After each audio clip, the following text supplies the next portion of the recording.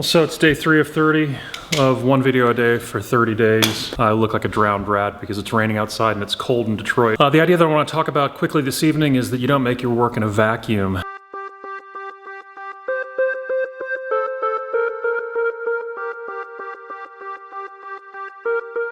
You hear over and over in undergraduate schools is that the artist doesn't really care how the outside world feels about the work. I'm not sure if I'm explaining this right. You know, it's the cliche that I'm referring to, but the cliche seems to be true, which is you hear people over and over, particularly in academic environments, but you hear people over and over that are caught up in their work. They talk about how it doesn't really matter whether or not they show their work, whether or not they find an audience for their work, that, you know, this cliche is that they're going to persist and that the only thing that matters is this kind of solipsistic endeavor of the work itself, the painting or the poetry or the writing.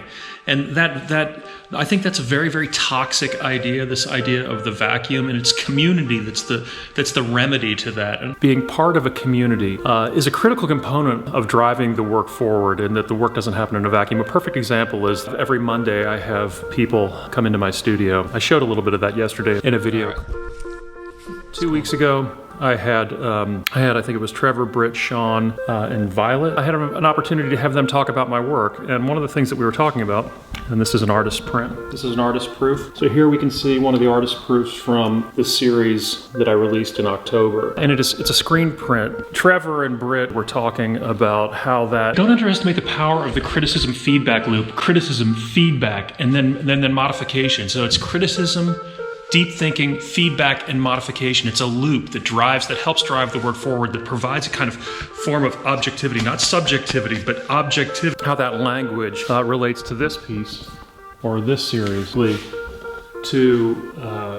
believe it was Trevor who brought up the fundamental idea that there's a kind of fluidity with those hand-painted prints, the ones that interject screen printing plus painting. There's a kind of fluidity to materials where the pieces that incorporate much more fine art materials have a completely different characteristic. The point is, and I'll show here on the screen, very, very quickly after this conversation, I was able to, in a way, test out some of the thinking behind these ideas. So the specifics of the ideas are unimportant for this video. The major issue that I'm trying to foreground in this video is my unwavering belief that community, that participation in a community is a critical component of driving the work forward, and that work, that life as a designer and an artist is complicated and nearly impossible if that work is made in a vacuum, regardless of who takes the time to provide you with input, with a perspective on your work. Criticism,